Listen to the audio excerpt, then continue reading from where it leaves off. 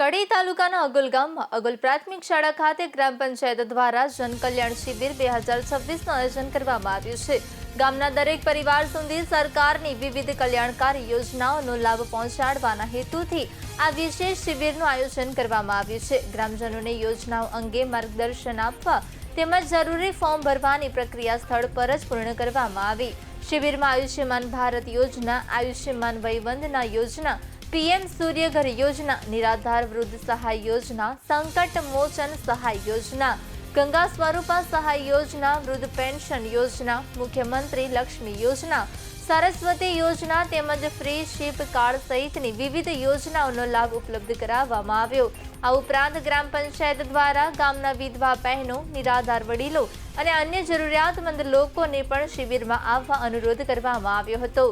કડી તાલુકાના ભાજપના રાજેન્દ્ર ચાવડા, મામલતદાર એસ.કે. બ્રહ્મભટ્ટ, નાયબ ટીડીઓ કડી તાલુકાના પ્રમુખ, ભાજપના મહામંત્રી, ભાજપના જિલ્લા ડેલિગેટ સહિતના લોકો હાજર રહ્યા હતા। ડેલિગેટ બનીને નાનકડો કુંવાર આવ્યો છે એટલે આ બધું બનવાનું ચાલુ થયું છે, નકર અત્યાર સુધીમાં કોઈ જાગૃત નહોતું।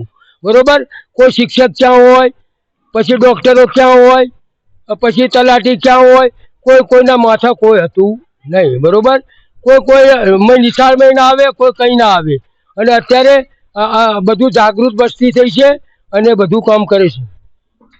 આથી મારે 65 વર્ષ થયો પણ મેં કોઈ દાડો નિશાળની અંદર આવું કોઈ દાડો જોયેલ નથી, પણ આપણા ડેલિગેટ યુવાન આવ્યા છે એટલે મેં આવું બધું કરવાનું બધું જોયું। બરાબર, અત્યાર સુધીમાં કોઈ કશું કરતા નહોતા, જીતી અને બધા ઘરે જતા રહેતા, કશું કોઈ કરતું નહોતું, કોઈ માથા કોઈના ધણી હતું નહીં, અને અગવડનું કોઈ સાંભળતું નહોતું।